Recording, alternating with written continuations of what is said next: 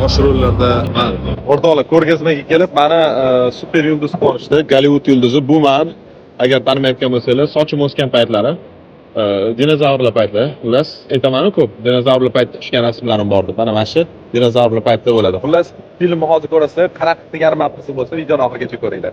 Maybe dinosaurs. Perfect. Also, son of its worker. Perfect. Vegan. Okay. Sochim bo'lganda ashara bo'lardi o'rtoqlar.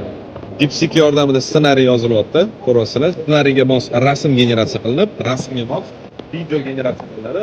5-10 soniya, plus-minus 10 soniyalik film paydo bo'ladi. Filmning nomi The Dragon Island.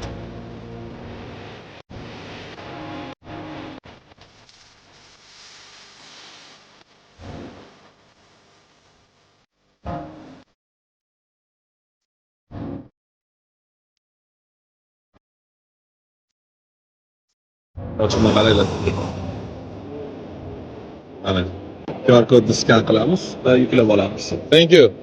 You also have a miming section right over behind here. Men bunaqasini ko'rmaganman. Birinchi marta ko'rishim. Kichkinagina avtomobil yurib ketyapti.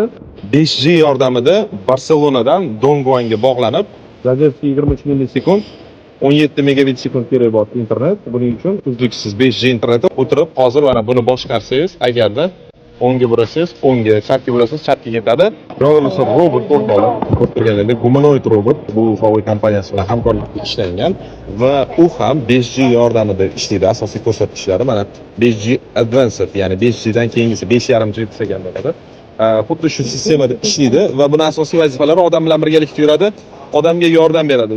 Sog'lig'ida muammo yuzaga kelishi bilan robot yordamga chaqirishi mumkin, o'zi ko'tarib qaqadir olib borib qo'yishi mumkin yoki bo'lmasa boshqa vazifalarni bajarishi mumkin. Hattoki nogironlar aravachasini ham boshqarib, bu yoqqa bu yoqqa olib borib, xullas odamlarga enagalik qilish imkoniyatiga ega.